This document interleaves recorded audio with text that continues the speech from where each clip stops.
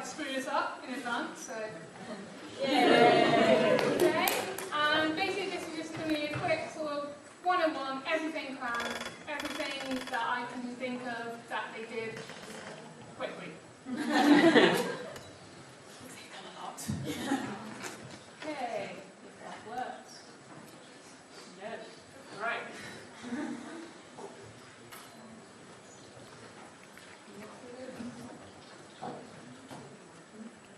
Never mind. Okay.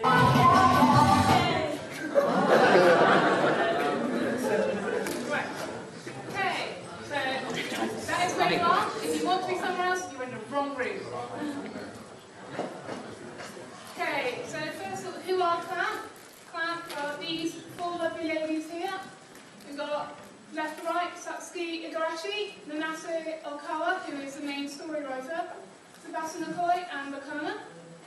And basically, they started off as an 11-member group called Clamp Cluster, who did Jujutsu. And they've actually been around for well over 20 years now, but they didn't actually do any original work until 1987. Woo! Okay, so this was their first bit, and this, I think, pronounced Rugvega, because that's how the Hindu book is. And basically, this was Clamp's professional debut. At this point, we still had 7 members on the team. And it was kind of based on the sort of Vedic mythology.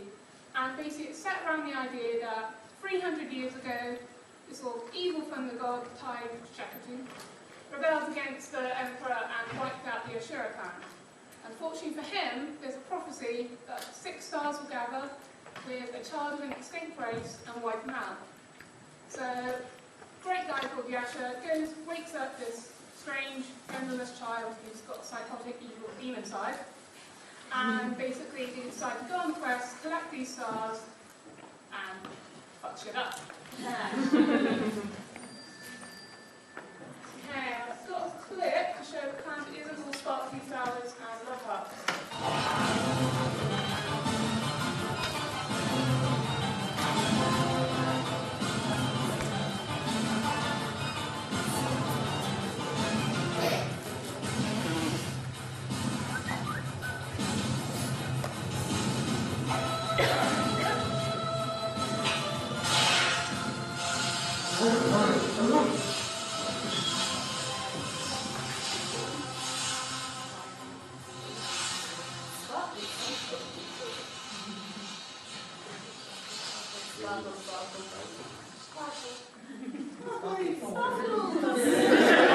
It's still quite sparkly. It's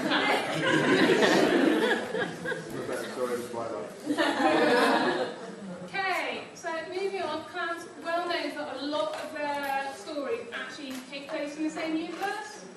And this is the one where they're most closely connected, because it's all set around Clamp School or the areas around it. Other ones that go together, we've got Angelic Layer and Chobit, we've got Legal Drug, Holic, Subasa, Suki, and Wish. But these ones, like I said, are all really closely tied together, and actually, Man of Many Faces, Clamp, Campus Detectives, and Dictum all happen at the exact same time. So there's a lot of overlap with characters going on in that one.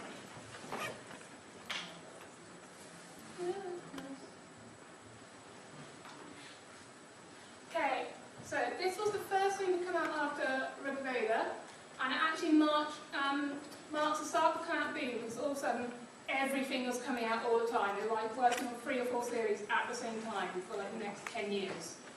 And basically, by this point we're going down and we're nearly at the 4 Clamp members that we know today. And the basic plot is we've got Akira, who was a 9-year-old thief who was bullied into stealing things by his 2 mothers, who just like pretty things and didn't care that they're sending out their son to rob things.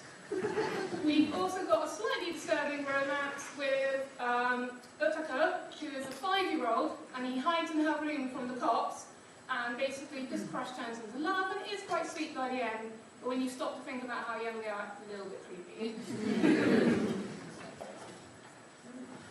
Okay. We've also got Clamp School Defenders, and this was the first work that was actually done by the 4 the clamp team. And it really parodies the Metal Heroes franchise, which is where loads of things like aliens and robots and cyborgs don these amazing metal suits in Japan and just go fight monsters. And basically, the basic premise is these guys, Kento and Takeshi, work in a bakery called Dukyon, and whenever music plays over the loudspeakers, they, along with their violent, mallet-hitting boss, jump down through the oven into their secret headquarters.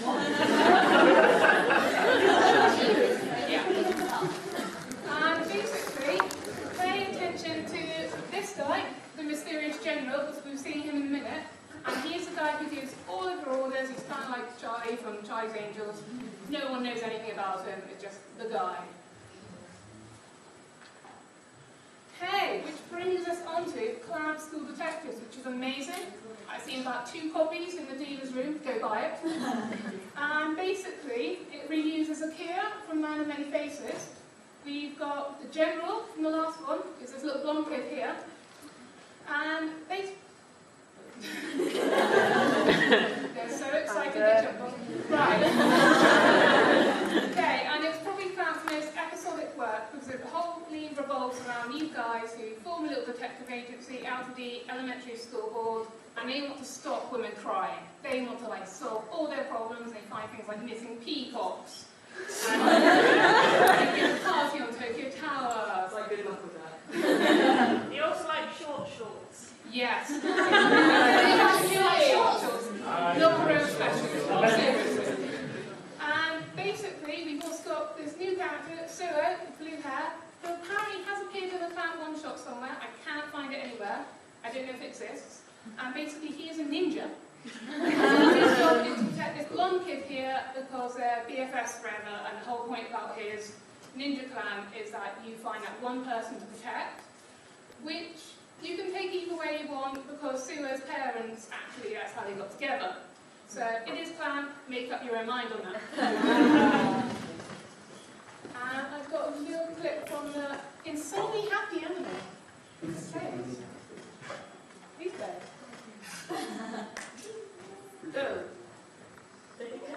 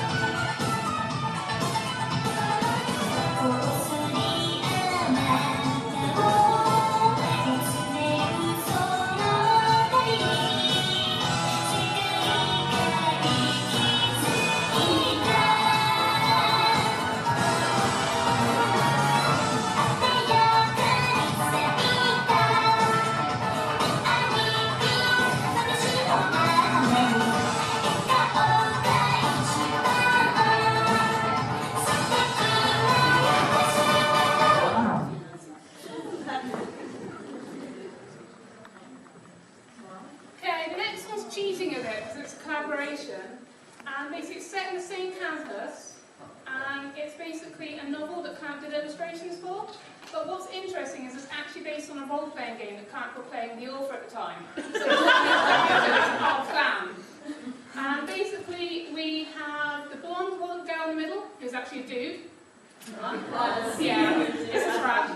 And basically that is, well, you can describe him as a teleporting psychic crossdresser. We've got Master Sword Fighter Luffy in the pink hat.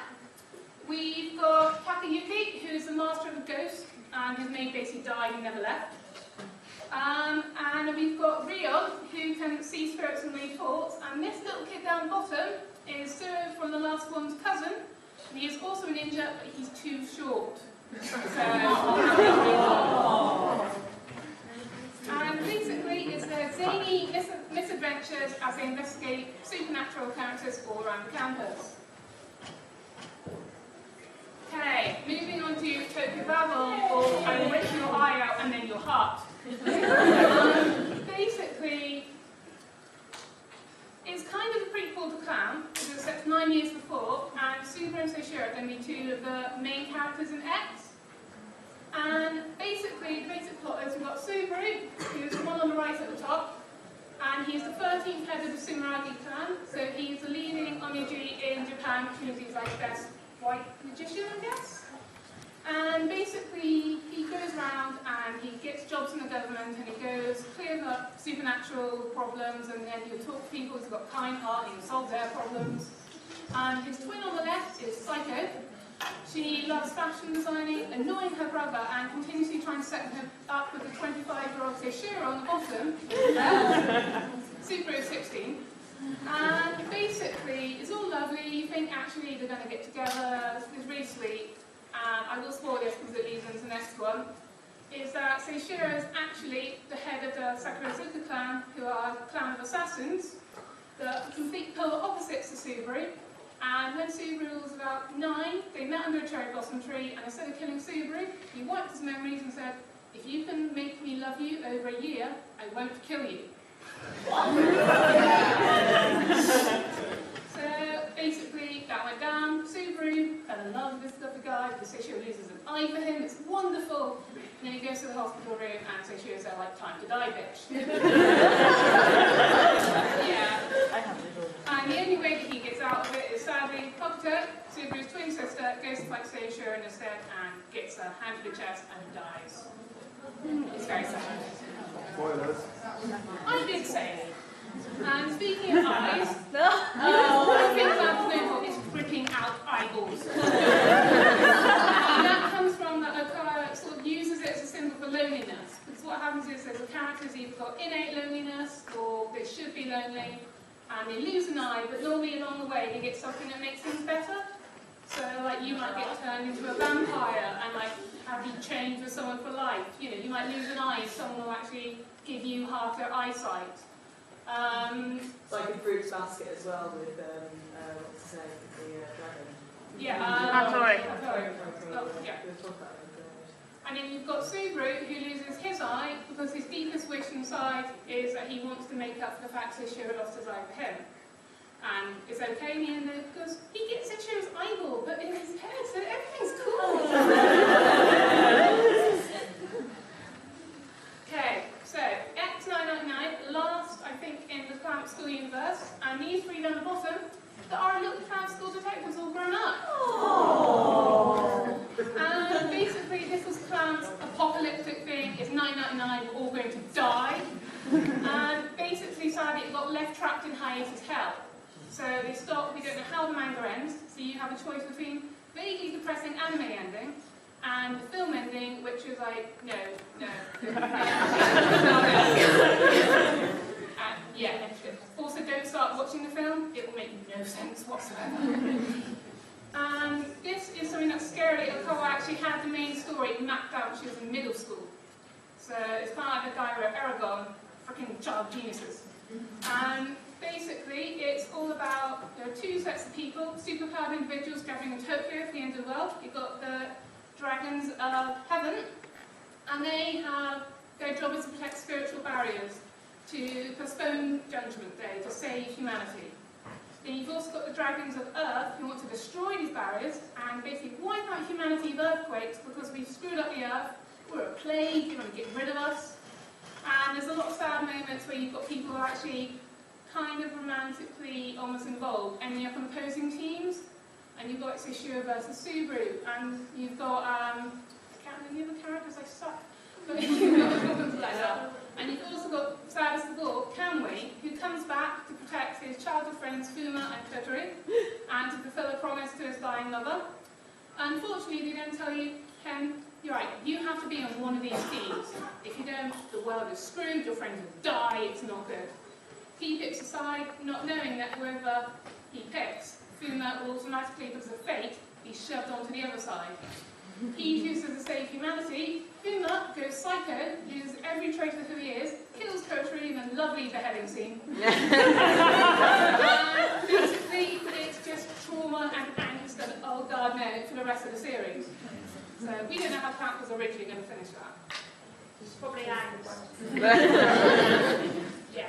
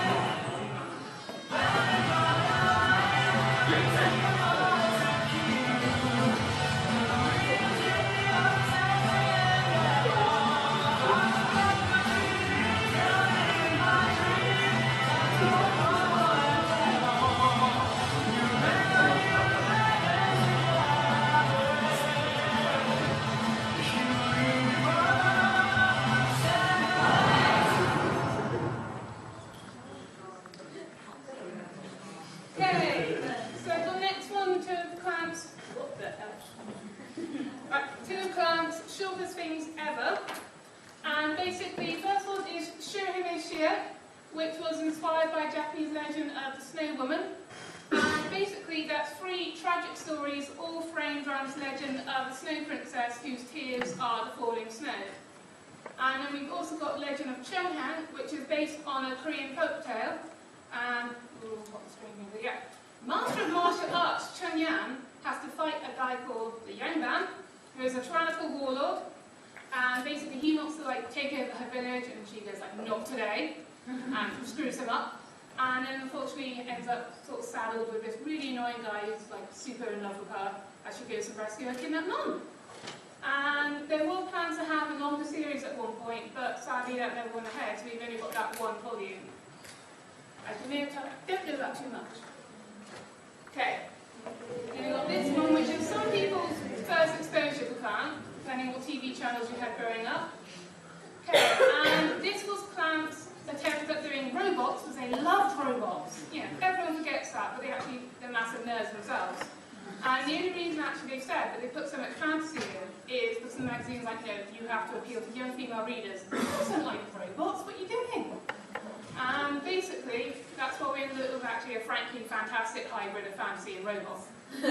And basically, the plot is we've got Hickory in the red, we've got Umi in the blue, and Phil in the green. And on the trip to Tokyo Tower, their respective schools, this portal opens up and they get drawn into this world called Sephiroth.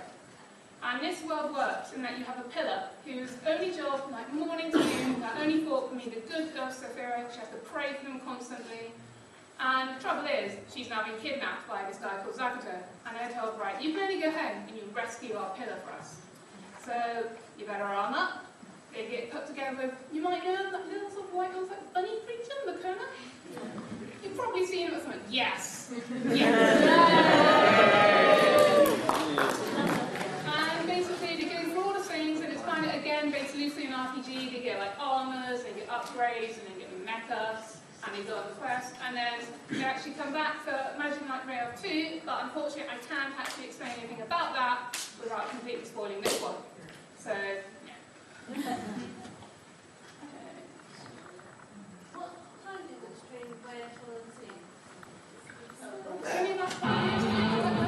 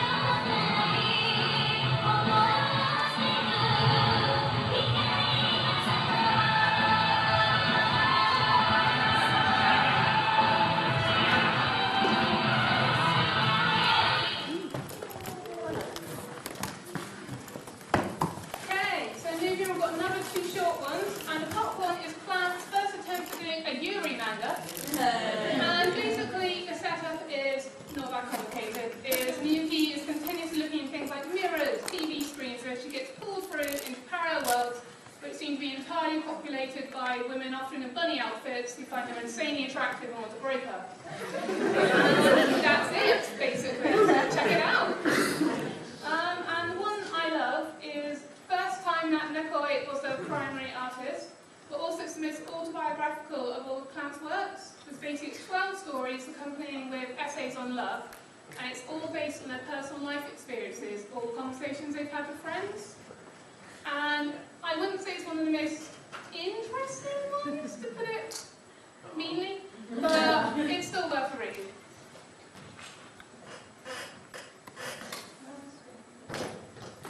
Okay, moving on to Wish, which has just started propping up in the legal drug sequel, which is fantastic.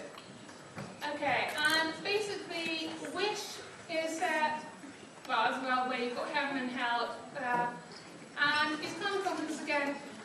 There are no genders for these characters, but obviously that's really impossible to write about, so Clamp and translators have had to assign genders to them. But if you read it, remember, they're not actually male, they're not actually female. Okay, and basically, the plot is that our guy at the top, the doctor, Shiro, comes home from work and sees Kohaku stuck in a tree being attacked by a crow. Being a nice guy, he goes, I'll rescue this angel. She comes out and is like, oh God, I have to help you, I have to pay you back, I'll give you one wish. Annoyingly, Shiro says, well, that's perfect. I don't really need a wish, thanks. Everything I want, I can get. And the only thing that Kohaku can do is say, oh, I'll hang around, try and help you out. Eventually, you will want a wish. And of course, because it's Clamp, fall in love. That's a good point. We don't have to go by crying anymore. I think I'm officially at home. Hey! Listen, it's like the best thing ever. That's possibly because I started watching it from like 9. And basically, it's probably how a lot of people first heard of Clamp. And basically, it's amazing. It's also one of the things that alongside me helped shape the magical girl genre. Because even if they took aspects from older series, this is where it kind of sort of like jumped off, and a lot of the 90s took its cue from Cardcaptor Sakura.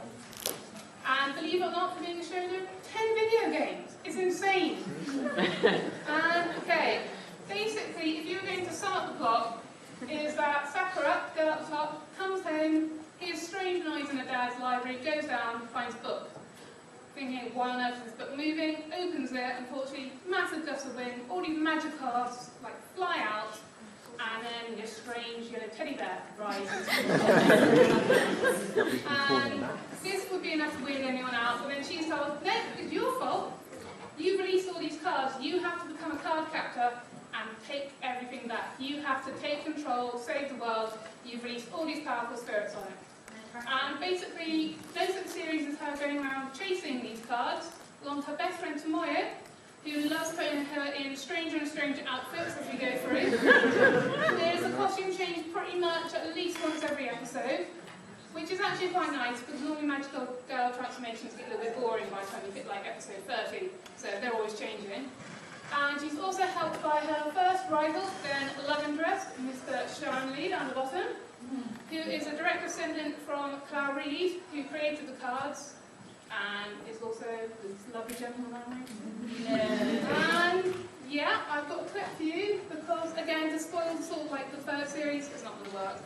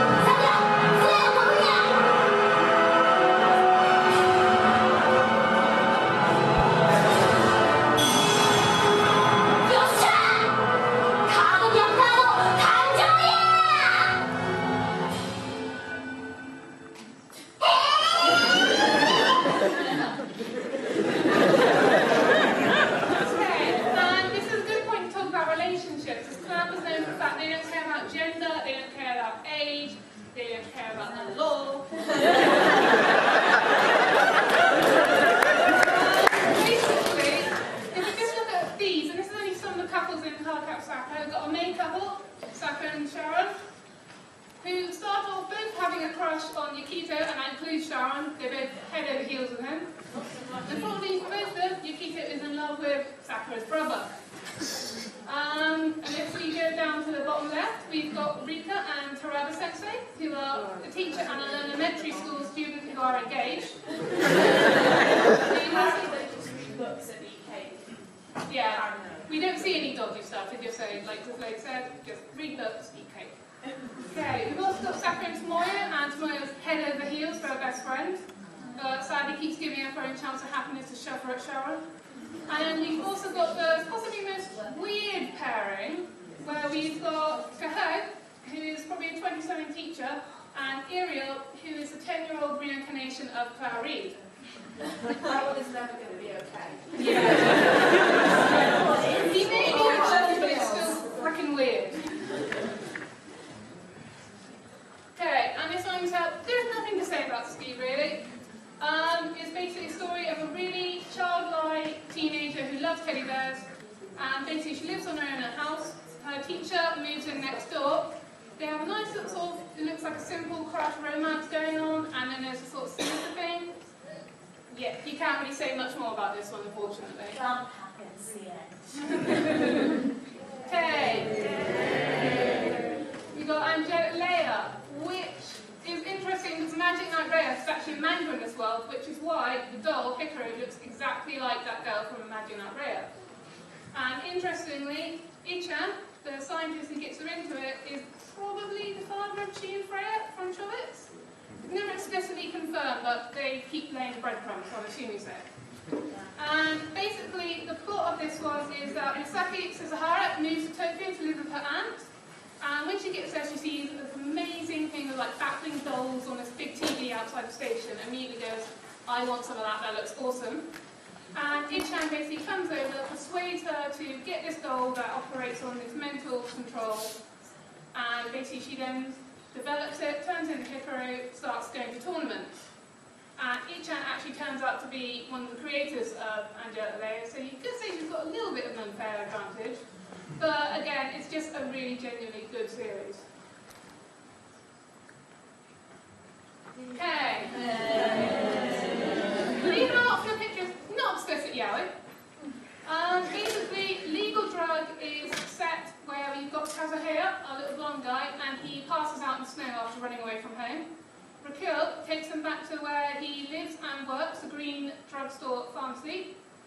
And it seems like a normal thing, it's like Kazuhaya gets to just work in a store so he can stay above it. But actually they've got quite cool supernatural powers, in that Kazuhaya, whenever he touches anything or anyone, can read the memories of that thing or item or person.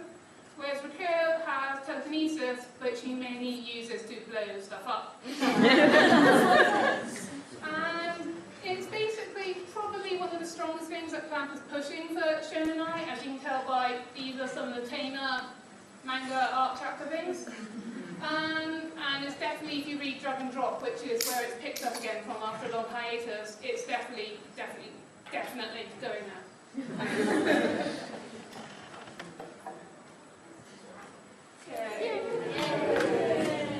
Okay, this was Clamp's first series that was actually aimed at young guys, which you might guess from all the panty shots. And basically, this is set around Hideki, who fails to get into uni, goes to Tokyo to go to a prep school, and one night in the trash he finds Chi, the Persicon, which is a computer in human form. And he thinks, lucky day, these are expensive, I'll take it home. After a long and amusing search to find a wrong button, basically she wakes up, the only thing she can say is Chi, and imaginatively he goes, that shall be your name then. And the whole series basically tracks to them both trying to find out where she comes from, and also exploring the whole relationship between humans and non-humans, and whether it's ever actually okay to date a person, like how much of a spirit or soul they have.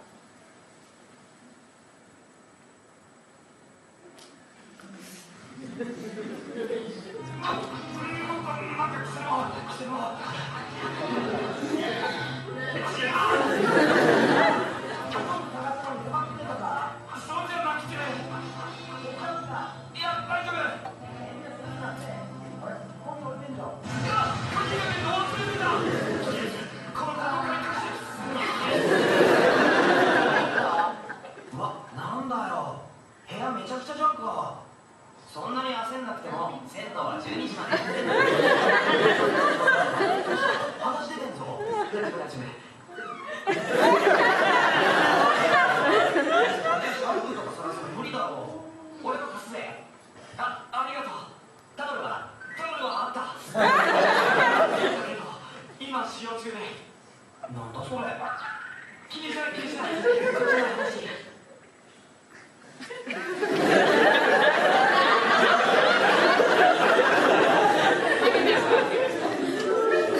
Okay, then we have possibly the craziest thing Clamp has ever done.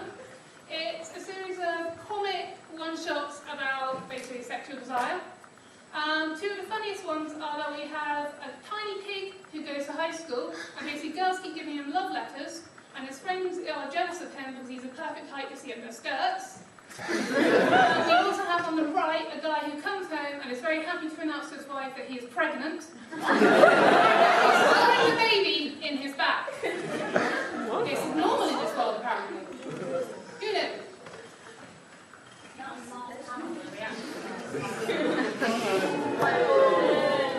Okay, then we have one of Clamp's most recent ones.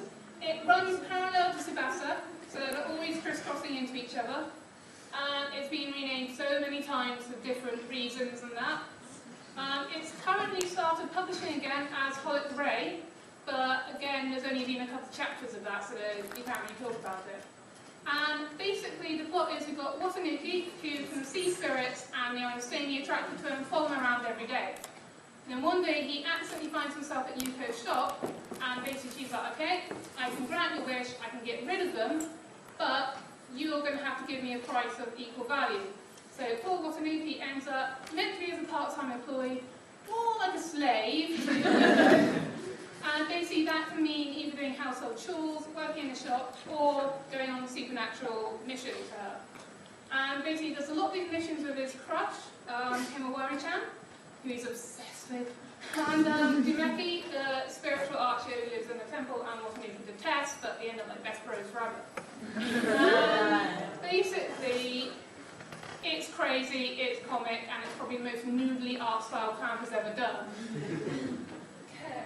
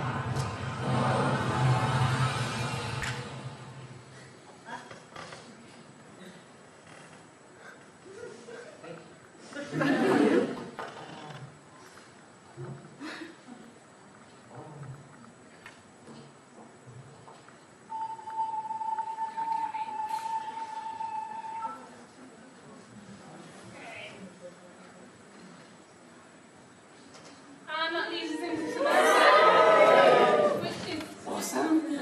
And basically, this is basically everything Clamp has ever done, thrown into this amazing set of parallel universes where you've got the characters coming back as sometimes different personalities, sometimes totally different, just in different settings, different worlds, Clamp doing fan fiction of their own work. And it's amazing.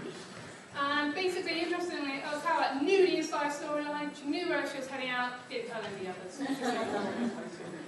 And basically, the basic plot is we have Sakura from Card Captor Sakura, who here is the princess of Cloud Kingdom, who one day loses all the feathers of her soul and dying. And basically, her childhood friend, Shaoran, has to go through all these worlds and collect these feathers to save her.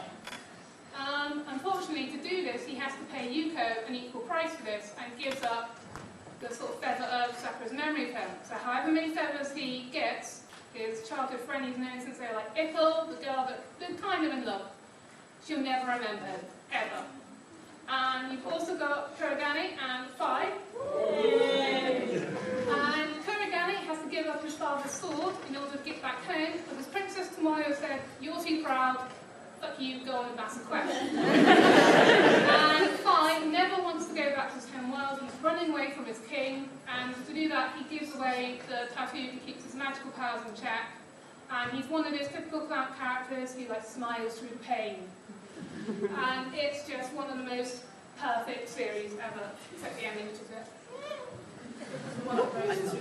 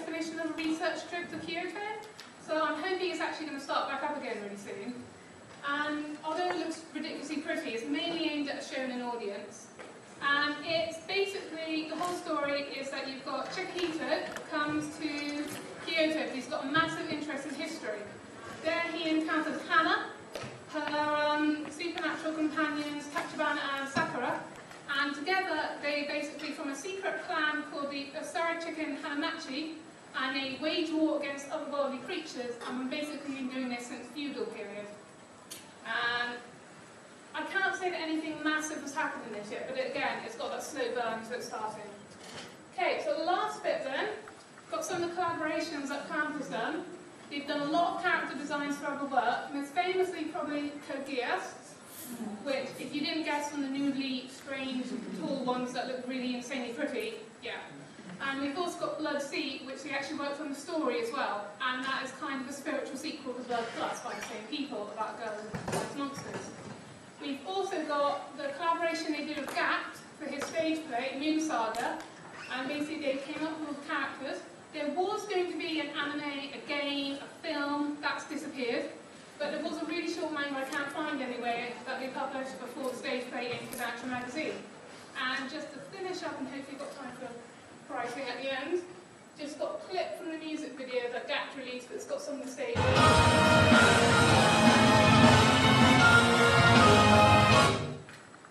One minute.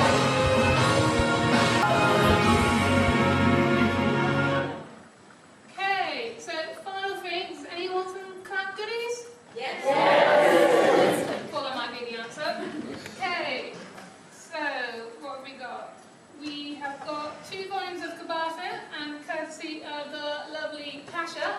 We have 3 volumes of Legal Drug, and a DVD of Tsubasa that's been signed by Sakura's American voice actor. Okay, so for Kabato manga, can anyone tell me who the second guardian in Cardboard Sakura is? The angel. Yeah, midway. yeah.